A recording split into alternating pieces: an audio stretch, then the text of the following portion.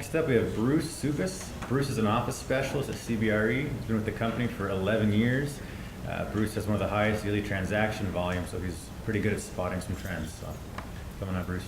I'm not going to need anything. Very little substance here. Okay.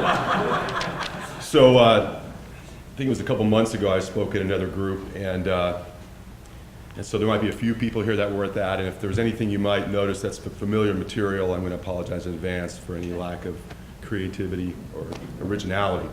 But what was kind of interesting, the only reason I'm kind of bringing some of it back is that after that presentation, I actually had a couple of people that said, hey, Bruce, I kind of like that, what you said, and it was relatively interesting, but you didn't really say a lot about the office market. And I said, exactly, that's why you liked it.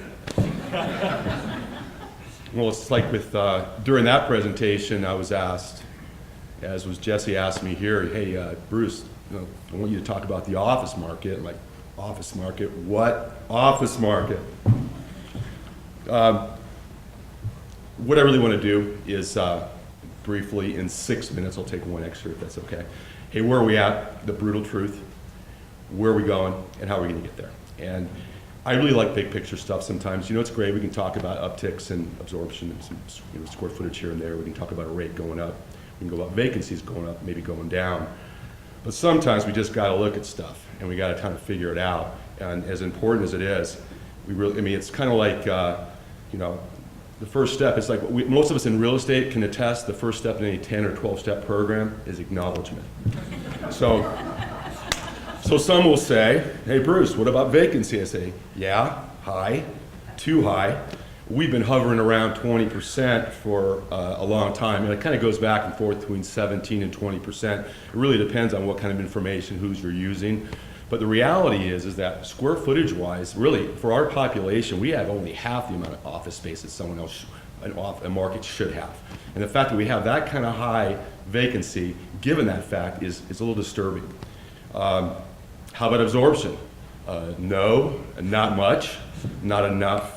I think we were down 135,000 square feet last year. We gained maybe 40,000 after the first quarter this year. 40,000 maybe the second quarter. When you're talking like what we use, 10,000 square foot buildings or above, 9.3 million square feet, or if you look at the total amount of office space, 22 million square feet, it's not much, not nearly enough. Lease rates, low. They've been up and down. We've gone from 20 up to 23. We can go back a ways, Williams Center, who's really withstood this test of time. And you might say, hey, it used to be $17 full service, now we're 21. That's progress. But the reality is that those operating expenses have all but eaten up that entire margin. They have taxes and your operating expenses. So we've got musical chairs. We've had that for a very long time. We got people that are on the outside trying to come in. B tenants want A space at B prices. A lot of the companies on the periphery and offices and those, if they can move and closer, maybe midtownish, near more amenities, they're going to do it. Those that can't won't, and we're going to have more properties that are aging and becoming obsolete. So, okay, all that great news, you're all pumped. Let's do something else. Let's do where do we want to be? So, obviously, we want lower vacancy and higher absorption. We want a thriving economy. And we really want a vibrant downtown. It was kind of interesting. I read something about Des Moines. You wouldn't exactly think that is a sister property, which it is not. It's clearly different in so very many ways. But what's interesting is they've got a population of about 600,000 people, of which 80,000 work in the core of the downtown area. We've got 1 million people. We've got 13,000 people working downtown. We've got to change that.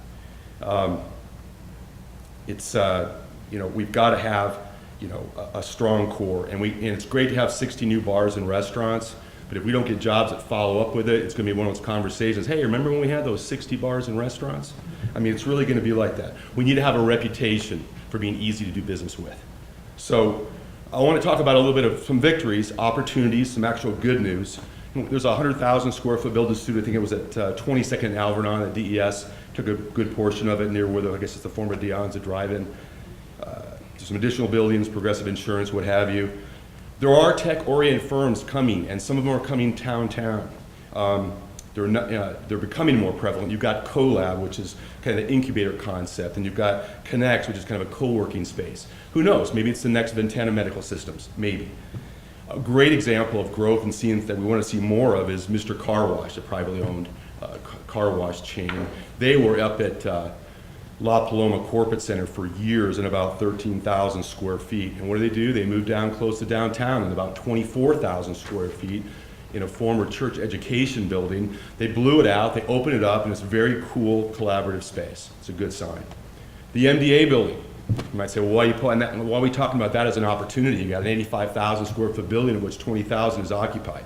You got a Class A building, one of the most beautiful in town, on a prime time location, one of the best. I'm saying that, I don't even represent the thing, okay? But the point is it's an opportunity for someone to come to town in a great area and bring jobs and opportunities here. We have to look at it that way. No different than 333 Wetmore.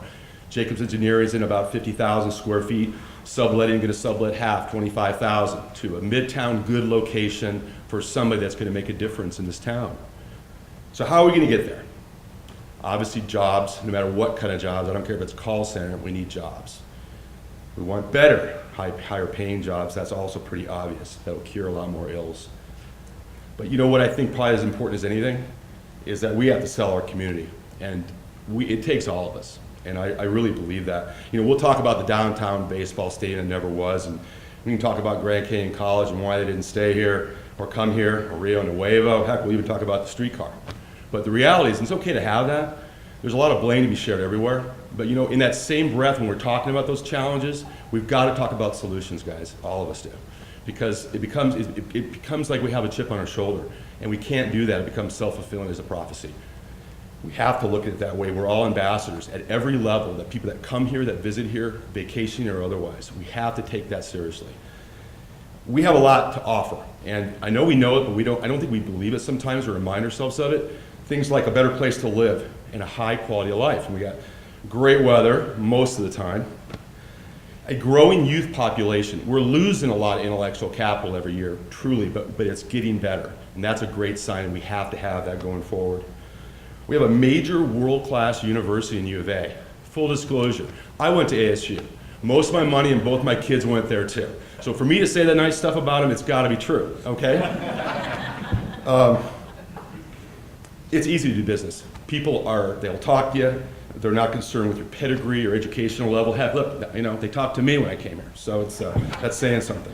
So the bottom line is, summing up, it's going to take everybody at every single level. It really only takes a couple guys, a couple big companies that come here, and all that proverbial tipping point of complementary or supplemental companies, industries that follow with it, and from that trend. Again, it could be as simple as someone comes over here staying at one of our great resorts and says, hey, I'm going to bring a company here. I'm going to bring a satellite office here. Everyone that's talking to them, it's got to be positive. I know it sounds rah-rah, but you got to keep that in mind, and it will make a difference, and we can turn this thing around. Bottom line is, you know, we need both public and the private sector to come together. Clearly, our city government officials and the city, the county have plenty to share and blame, but there's a lot of it to go around, guys. So bottom line is we can all do better, and we can all be better, so let's just do it. Thanks.